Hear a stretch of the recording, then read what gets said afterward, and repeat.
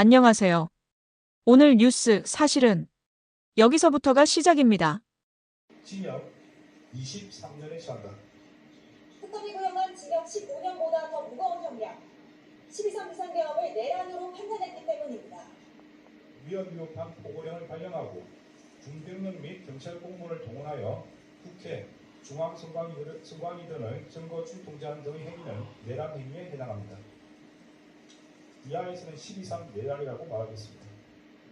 재판부는 한 전 총리가 형식적 국무회의 소집을 건의하며 윤석열 전 대통령의 비상계엄을 도왔다고 봤습니다. 국무회의 심의라는 절차적 요건을 형식적으로나마 갖추도록 함으로써 윤석열 등의 내란 행위에 있어서 중요한 임무에 종사했다고 보기 타당합니다. 이 과정에서 국무위원 전원을 소집하지 않은 행위, 이상민 전 행정안전부 장관과 언론사 단장 단수 등을 논의한 행위 등도 모두 내란 가담이라고 결론 내렸습니다. 윤 전 대통령 등과 함께 허위로 사후계엄 선포문을 작성한 혐의와 헌법재판소에서 위증한 혐의도 유죄로 판단했습니다. 12.3 내란이 성공할지도 모른다는 생각에 오히려 그 일원으로서 가담하기로 선택하였습니다. 선고를 앞두고 취재진 질문에 아무런 대답을 하지 않았던 한 전 총리. 오늘 실형 선고되면 법정 구속되실 수도 있는데 마지막 말씀 좀 남겨주시죠. 재판부는 증거인멸 우려가 있다며 한 전 총리를 법정 구속. 이진관 부장판사가 한덕수에게 징역 23년을 구형했습니다. 숫자는 큽니다. 자극적이고 강력합니다. 그래서 대부분의 뉴스는 이 숫자에서 멈췄습니다. 하지만 질문은 남습니다. 왜 하필 23년이었을까요? 왜 이 타이밍이었을까요? 그리고 이 뉴스는 누구에게 유리하게 작동할까요? 오늘은 기사 한 줄 뒤에 숨겨진 이야기, 뉴스의 속살을 들여다봅니다. 이하에서는 12.3 내란이라고 말하겠습니다. 재판부가 12.3 비상계엄을 내란으로 규정했습니다. 내란죄에 대한 사법부의 첫 판단이 나오는 순간이었습니다. 지난 2024년 12월 3일 한밤중에 난데없는 비상계엄 선포. 반국가 세력들을 일거에 척결하고 자유헌정 질서를 지키기 위해 비상계엄을 선포합니다. 곧바로 국회와 정당의 활동이 금지되는 포고령이 발령됐고 윤 전 대통령의 지시에 따라 계엄군과 경찰이 국회와 중앙선거관리위원회 등을 무단으로 침탈하거나 봉쇄했습니다. 내란죄의 법적 구성 요건은 국헌문란의 목적과 폭동행위. 재판부는 윤석열 전 대통령이 헌법기관인 국회와 중앙선거관리위원회를 침탈했으며 언론 출판에 대한 헌법적 가치를 파괴하기 위해 비상계엄을 선포하고 포고령을 발령했다며 먼저 국헌문란의 목적이 있었다는 점을 인정했습니다. 헌법에 의하여 보장되는 의회, 정당제도, 영장주의를 소멸시키고 헌법에 의하여 금지되는 언론 출판에 대한 허가 금지를 시행함으로써 헌법과 법률의 균형을 소멸시키는 5천여 명에 달하는 계엄군과 경찰관이 국회와 선관위 등을 점거한 행위 역시 폭동으로 판단했습니다. 사실상 총리보다 위에서 국정을 책임지던 윤석열 전 대통령의 내란죄에 대한 판단이 담겨있는 판결이기도 했습니다. 저는 제시카 톰슨입니다. 미국의 주요 언론사에서 15년째 특파원으로 일하고 있죠. 지난 5년은 여기 서울에서 보냈습니다. 오늘은 조금 특별한 이야기를 해볼까 해요. 어제 한국의 법원이 한덕수 전 국무총리에게 징역 23년을 선고했습니다. 뉴스가 터지자마자 제 휴대폰에는 뉴욕 본사에서 메시지가 날아왔어요. 이거 윤석열이랑 연결되는 거 아냐? 본사 에디터의 직관은 정확했습니다. 이건 단순히 한덕수 한 사람의 재판이 아니에요. 한국에서는 지금 전례 없는 사법 드라마가 펼쳐지고 있거든요. 전직 대통령 윤석열의 재판이 진행 중이고 전직 국무총리에게 23년이라는 중형이 선고됐어요. 15년 동안 워싱턴, 베이징, 카이로에서 정치 뉴스를 다뤘습니다. 수백 건의 재판을 지켜봤죠. 그래서 알아요. 어떤 판결은 다음 판결의 기준점이 된다는 것을요. 23년. 이 숫자는 한덕수에게만 적용되는 게 아니에요. 이제 이 숫자는 다음 재판의 그림자가 될 겁니다. 어제 저녁 뉴스들은 전부 이 숫자만 강조했어요. 23년 선고. 중형 확정. 엄벌 판결. 근데 정작 중요한 질문은 안 했어요. 이 판결이 윤석열 재판에 어떤 영향을 미칠까? 저는 그날 밤 녹화 분량을 다시 돌려봤습니다. 12.3 내란은 특히 위로부터의 내란이라고 재판부는 규정했습니다. 12.3 내란은 국민이 선출한 권력자인 윤석열 전 대통령과 그 추정 세력에 의한 것으로서 성격상 위로부터의 내란에 해당하는데 이러한 형태의 내란은 이른바 친위 쿠데타라고 부릅니다. 그러면서 이 친위 쿠데타는 과거 신군부가 저지른 아래로부터의 내란보다 더 위험한 면이 있다고 지적했습니다. 국민이 뽑은 권력자가 내란을 저지르면 민주주의와 법치주의가 뿌리째 흔들릴 수밖에 없다고 판단했습니다. 위헌 위법한 주장에 불과한 계몽적 개혁, 잠정적 개혁, 경고성 개혁을 당연하다고 주장하는 사람들, 서울 서부지방법 폭동 사건과 같이 자신의 정치적인 입장을 위해서는 헌법과 법률을 쉽사리 위반할 수 있고 그 과정에서 다른 사람이 피해를 줄 수 있는 상황이 당연하다고 생각하는 사람들. 윤석열 전 대통령의 내란이 이미 우리 사회에 이 같은 상처를 남겼다는 점도 명확히 했습니다. 12.3 내란은 이와 같이 잘못된 주장이나 생각을 양산하거나 그 상태를 더욱 심각하게 만들었습니다. 인명피해 없이 몇 시간 만에 내란이 끝난 건 국민의 용기 때문이라고 말하며 잠시 울컥한 듯한 모습을 보이기도 했던 재판장은 헌법을 수호할 의무가 있는 사람이 내란에 가담한 책임은 결코 가볍지 않다고 강조했습니다.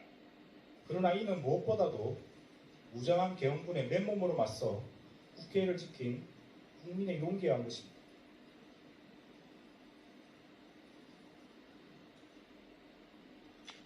결코 12.3 내란 가담자에 의한 것이 아닙니다. 메이저 방송 3곳, 케이블 2곳. 전부 비슷했어요. 숫자는 크게, 연결고리는 작게. 어떤 방송도 두 재판을 직접적으로 연결하지 않았어요. 조심스러워하는 게 느껴졌죠. 하지만 시청자들은 이미 연결하고 있었어요. SNS를 보니 댓글이 넘쳐났거든요. 한덕수가 23년이면 윤석열은 이제 기준이 생겼네. 다음 차례다. 법적으로는 별개의 사건이에요. 혐의도 다르고 증거도 다르죠. 하지만 여론에서는 이미 하나의 흐름으로 묶였어요. 오늘은 특파원으로서가 아니라 뉴스를 만드는 사람이자 동시에 분석하는 사람으로서 말씀드리려고 합니다. 한덕수 23년 선고가 어떻게 윤석열 재판의 판도를 바꿀 수 있는지, 이 숫자가 만들어낼 정치적 사법적 파장은 무엇인지요. 지금부터 시작합니다. 법정에서 판사는 독립적이어야 해요. 이전 판결에 구속되지 않고 오직 증거와 법리만으로 판단해야 하죠. 적어도 이론상으로는요. 하지만 저는 15년 동안 법정을 지켜보면서 알게 됐어요. 판사도 사람이고 선례는 보이지 않는 압력이 된다는 것을요. 워싱턴에서 일할 때 워터게이트 사건 이후의 판결들을 연구한 적 있어요. 닉슨의 측근들이 차례로 재판을 받았죠. 첫 번째 피고인에게 중형이 나오자 그 다음 피고인들도 비슷한 형량을 받았어요. 왜일까요? 첫 번째 판결이 기준점이 됐기 때문이에요. 판사들은 이렇게 생각했을 거예요. 저 사람이 7년 받았는데 이 사람이 3년만 받으면 형평성 논란이 생기겠지. 한국도 지금 비슷한 상황이에요. 한덕수에게 23년. 이제 윤석열 재판을 맡은 판사는 이 숫자를 의식하지 않을 수 없어요. 물론 혐의가 다르고 증거가 다르니까 똑같은 형량을 선고할 이유는 없어요. 하지만 비교는 불가피해요. 한덕수가 23년인데 윤석열은? 이 질문은 법정 안팎에서 끊임없이 제기될 겁니다. 더 흥미로운 건요, 이 압력이 양방향으로 작동한다는 거예요. 만약 윤석열에게 한덕수보다 가벼운 형량이 나오면요. 왜 전직 대통령이 전직 총리보다 가볍게 받나? 반대로 더 무거운 형량이 나오면요. 역시 대통령이니까 더 무겁게 준 거 아냐? 어느 쪽이든 논란이에요. 베이징에서 일할 때 중국 공산당 고위 간부들 재판을 많이 봤어요. 거기는 아예 순서가 정해져 있었어요.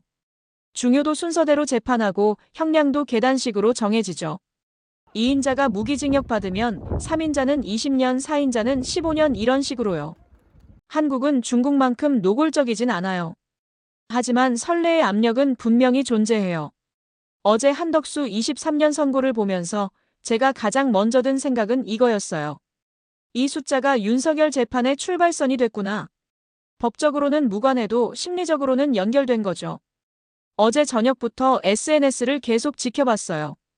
한덕수 선고 뉴스에 달린 댓글들이요. 처음엔 한덕수에 대한 반응이었어요. 23년 적절하다. 당연히 처벌받아야지. 근데 30분쯤 지나니까 댓글 분위기가 바뀌었어요. 그럼 윤석열은 얼마? 한덕수가 23년이면 윤석열은 더 받아야 하는 거 아냐? 이제 기준이 생겼네. 여론이 이미 두 재판을 연결한 거예요. 이게 제가 말하는 앵커링 효과예요.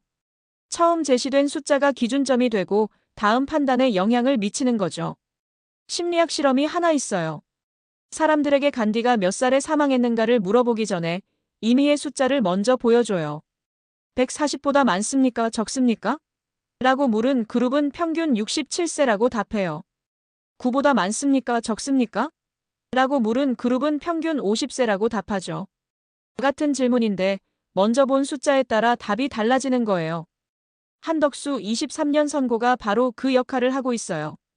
사람들은 이제 23년이라는 숫자를 기준점으로 삼고 윤석열 재판을 바라볼 겁니다.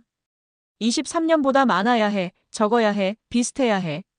이런 식의 비교가 끊임없이 이어지겠죠. 더 문제는요, 이 여론이 법정의 압력으로 작용한다는 거예요. 미국 대법관들이 자주 하는 말이 있어요. 우리는 여론조사 결과를 읽지 않는다. 하지만 실제로는요, 읽어요. 읽을 수밖에 없어요. 왜냐면 판결이 나간 뒤에 사회가 어떻게 반응할지, 법원의 신뢰도에 어떤 영향을 미칠지 고려해야 하니까요. 한국도 마찬가지예요. 윤석열 재판을 맡은 판사는 이미 형성된 여론을 의식하지 않을 수 없어요. 사람들은 23년을 기준으로 생각하고 있다. 이 사실을 알면서 판결을 내려야 하는 거죠. 만약 10년을 선고하면요. 한덕수보다 가볍네. 이상하다. 만약 30년을 선고하면요. 한덕수보다 무겁네. 정치적이다. 어느 쪽이든 논란이에요. 한덕수 23년 선고는 윤석열 재판의 감옥이 될 수도 있어요. 판사가 어떤 숫자를 선택하든 23년과 비교당할 테니까요. 뉴스는 조심스러웠어요. 어제 저녁 메이저 방송들 한덕수와 윤석열을 직접 연결하지 않았거든요. 한덕수 23년 선고만 보도했지 윤석열에게 미칠 영향은 거의 다루지 않았어요. 왜일까요? 법적으로 민감하니까요. 두 사건을 연결하면 예단 보도라는 비판을 받을 수 있어요. 하지만요, 뉴스가 직접 말하지 않아도 구조가 연결을 만들어요. 어떤 방송은 이렇게 배치했어요. 첫 번째 뉴스 한덕수 23년 선고. 두 번째 뉴스 윤석열 재판 일정. 말로는 연결 안 했지만 순서가 연결을 만든 거예요. 시청자는 자연스럽게 두 뉴스를 이어서 생각해요. 아, 한덕수 다음은 윤석열이구나. 또 어떤 방송은 자막을 이렇게 띄웠어요. 고위공직자 연쇄 재판. 연쇄라는 단어가 키워드예요. 개별 사건이 아니라 시리즈로 프레이밍한 거죠. 저는 카이로에서 일할 때 이집트 혁명 이후 무바라크 재판을 취재했어요. 그때 언론들이 똑같이 했어요. 무바라크 측근들 재판을 순서대로 배치하면서 다음은 무바라크라는 서사를 만든 거죠. 실제로 재판은 별개였지만 언론이 만든 서사 안에서는 하나의 흐름이었어요. 한국 뉴스도 지금 그 서사를 만들고 있어요. 한덕수 선고 윤석열 재판 다음 대상. 이런 타임라인을 만드는 거죠. 뉴스가 직접 말하지 않아도 배치와 순서와 자막이 말해줘요. 더 흥미로운 건요, 전문가 인터뷰예요. 어제 몇몇 방송에서 법률 전문가를 불러서 물어봤어요. 이 판결이 다른 재판에 영향을 미칠까요? 전문가들은 조심스럽게 답했어요.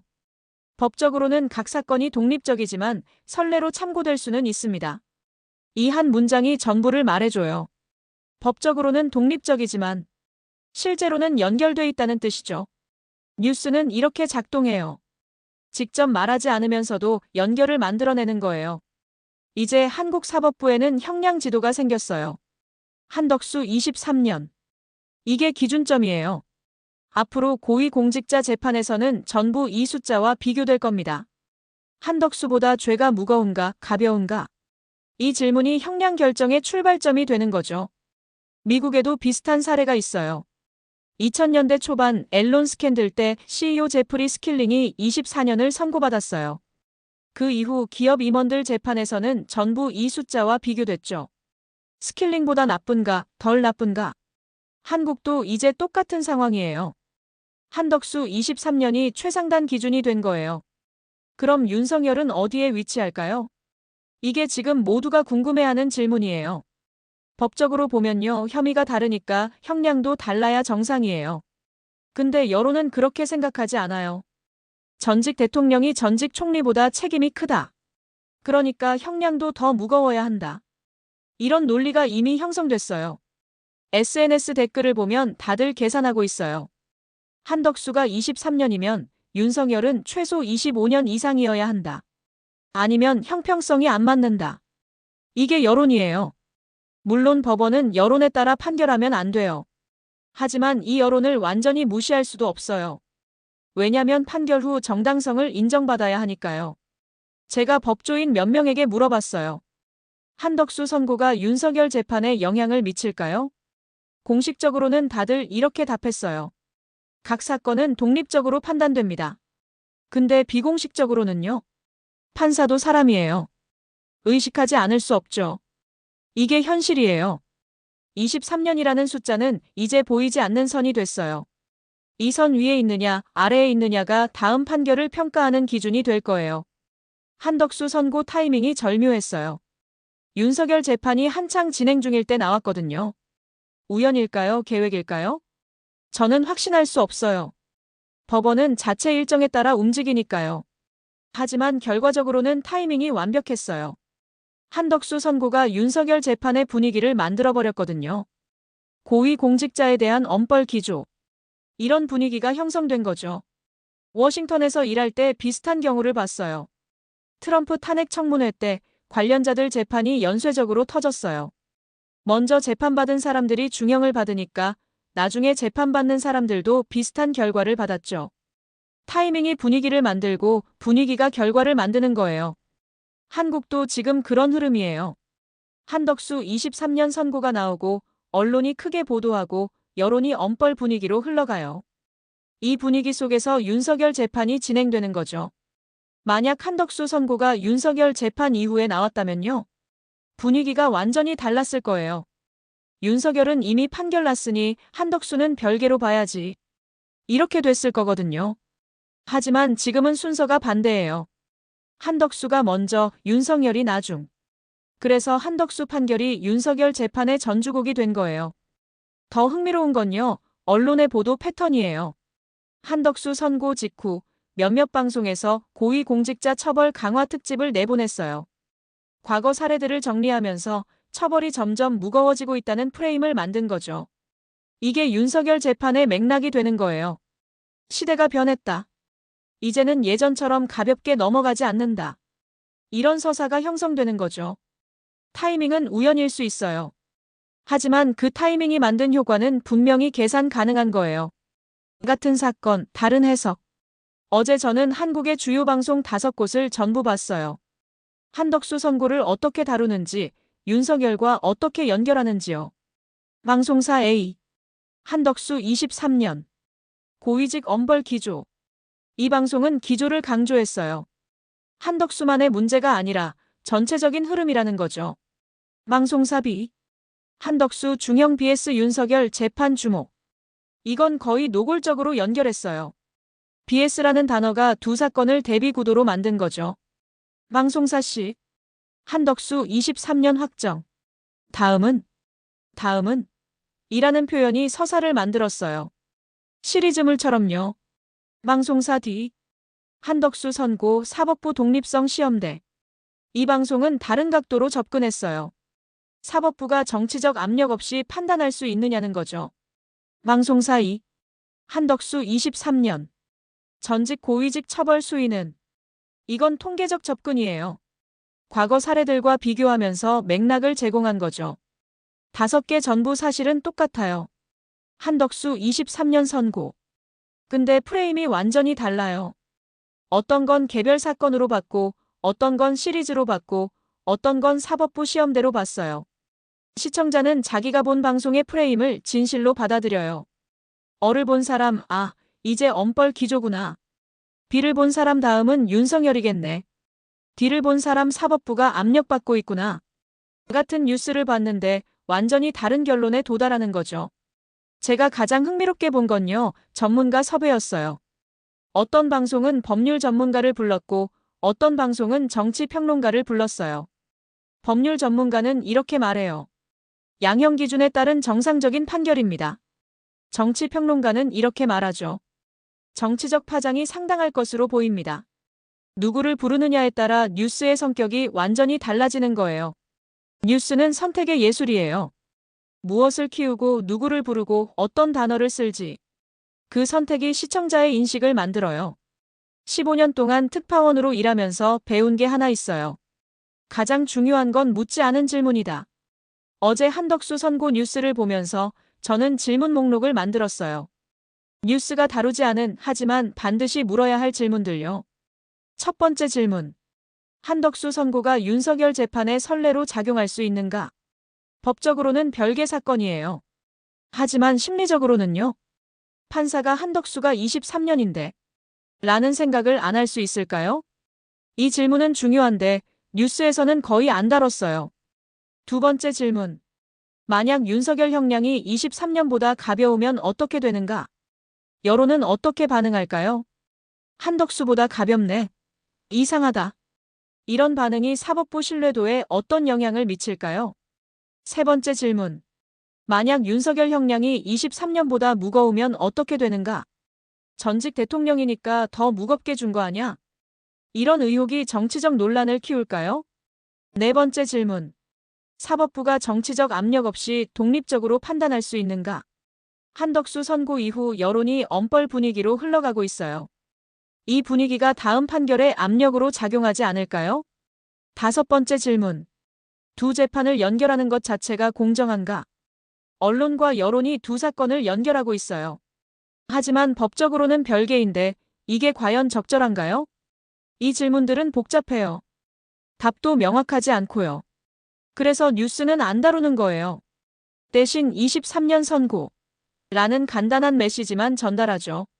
하지만 민주주의에서 언론의 역할은요, 어려운 질문을 던지는 것이에요. 답을 주는 게 아니라 질문을 던지는 거죠. 어제 뉴스를 본 사람 중에 몇 명이나 이런 질문을 했을까요?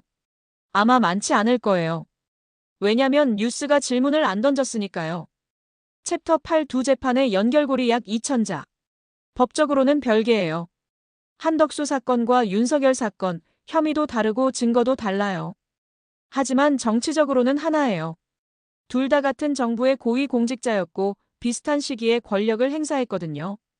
그래서 사람들은 자연스럽게 연결해서 생각해요. 같은 시스템에서 나온 문제다. 이게 여론의 논리예요. 저는 베이징에서 일할 때 중국 공산당 반부패 캠페인을 취재했어요. 거기서는 아예 노골적으로 연결했어요. 계파 청산이라고 부르면서 한 그룹에 속한 사람들을 연쇄적으로 재판했죠. 한국은 그 정도는 아니에요. 하지만 암묵적 연결은 분명히 있어요. 한덕수 선고 뉴스를 보면서 사람들이 가장 많이 한 말이 뭔지 아세요? 다음 차례다. 누구 다음이냐고요? 당연히 윤석열이죠. 이건 법리가 아니라 서사예요. 한덕수가 1막이고 윤석열이 2막인 드라마. 뉴스가 만든 서사예요. 더 흥미로운 건요, 이 서사가 자기 실현적 예언이 될 수 있다는 거예요. 사람들이 다음은 윤석열이라고 생각하면 그 기대가 압력이 돼요. 한덕수가 23년 받았으니 윤석열도 그 정도는 받아야지. 이런 기대가 형성되면 판사도 의식하지 않을 수 없어요. 만약 기대와 다른 판결이 나오면요. 뭔가 이상하다. 정치적 거래가 있었나? 이런 의혹이 터져 나와요. 그래서 한덕수 선고는 단순한 하나의 판결이 아니에요. 윤석열 재판의 무대를 만든 거예요. 무대가 만들어지면 배우는 그 무대 위에서 연기해야 해요. 윤석열 재판도 이제 이 무대 위에서 진행될 거예요. 한덕수 23년이라는 배경 아래에서요. 지금 한국 사법부는 엄청난 딜레마에 빠져 있어요. 한덕수에게 23년을 선고했어요. 이제 윤석열 재판에서는 어떤 숫자를 선택해야 할까요? 선택지 1, 23년보다 가볍게. 이렇게 하면요, 즉각 논란이 터져요. 왜 전직 대통령이 전직 총리보다 가볍게 받나? 형평성 문제가 제기되죠. 선택지 2, 23년과 비슷하게. 이것도 문제예요. 혐의가 다른데 왜 똑같이 받나? 숫자 맞추기 하는 거 아냐? 법리보다 정치적 고려를 했다는 의혹이 생겨요. 선택지 3, 23년보다 무겁게. 이것도 논란이에요. 전직 대통령이니까 더 무겁게 준 거다. 정치적 판결이다. 어느 쪽을 선택해도 논란이에요. 한덕수 23년 선고가 덫이 된 거죠. 미국 대법원에 이런 격언이 있어요. 첫 번째 판결이 두 번째 판결의 감옥이 된다. 한국 사법부가 지금 딱 그 상황이에요. 제가 법조인 몇 명에게 물어봤어요. 만약 당신이 윤석열 재판 판사라면 어떻게 하겠습니까? 다들 한숨을 쉬더라고요. 어떻게 해도 욕먹을 거예요. 이게 현실이에요. 한덕수 선고 이후 윤석열 재판은 정답이 없는 시험이 됐어요. 어떤 답을 내놔도 일부는 불만족할 거거든요. 사법부 입장에서는 최악의 시나리오예요. 독립적으로 판단해야 하는데 이미 비교 대상이 생겼으니까요. 더 큰 문제는요, 이게 사법 신뢰도에 영향을 미친다는 거예요. 만약 형량이 논란이 되면요, 사람들은 이렇게 생각해요. 법원이 정치적으로 판단한다. 법치주의의 근간이 흔들리는 거죠. 한덕수 23년 선고는 어쩌면 판도라의 상자였을지도 몰라요. 열어서는 안 되는 걸 연 거죠. 오늘 이야기를 마무리하겠습니다. 어제 한덕수에게 23년이 선고됐어요. 이건 팩트예요. 근데요, 이 숫자는 한덕수 혼자만의 것이 아니에요. 이제 이 숫자는 다음 재판의 그림자가 될 겁니다. 저는 15년 동안 특파원으로 일했습니다. 워싱턴, 베이징, 카이로, 그리고 지금은 서울. 어디서든 봤어요. 하나의 판결이 다음 판결의 운명을 결정하는 것을요. 한국은 지금 전례 없는 사법 드라마를 겪고 있어요. 전직 총리, 전직 대통령이 연쇄적으로 재판을 받고 있죠. 법적으로는 별개예요. 하지만 정치적으로, 심리적으로, 여론상으로는 하나의 흐름이에요. 한덕수 23년은 그 흐름의 첫 번째 랜드마크가 됐어요. 이제 모든 사람이 물어볼 거예요. 다음은 얼마? 판사는 법리만으로 판단해야 해요. 하지만 23년이라는 숫자는 보이지 않는 압력이 될 거예요. 여론은요, 이미 비교를 시작했어요. 뉴스는요, 조심스럽지만 연결을 만들고 있어요. 사법부는요, 딜레마에 빠져 있어요. 이 모든 게 23년이라는 하나의 숫자에서 시작됐어요. 오늘 제가 여러분께 드리고 싶은 메시지는 이거예요. 뉴스를 볼 때요, 숫자만 보지 마세요. 그 숫자가 다음에 무엇을 만들어낼지를 보세요. 한덕수 23년은 끝이 아니에요. 시작이에요. 윤석열 재판이라는 더 큰 드라마의 프롤로그예요. 앞으로 몇 달 동안요, 이 숫자는 끊임없이 언급될 거예요. 비교되고 분석되고 논쟁거리가 될 거예요. 그때 우리가 물어야 할 질문은 이거예요. 법원은 정말 독립적으로 판단하고 있는가? 여론과 선례의 압력에서 자유로운가? 우리는 법치를 지키고 있는가 아니면 숫자 게임을 하고 있는가? 이 질문들은 뉴스가 던지지 않을 거예요. 그래서 우리가 직접 던져야 해요. 여기는 서울에서 제시카 톰슨이었습니다. 한덕수 23년 판결은 끝났지만 진짜 질문은 이제 시작입니다. 감사합니다.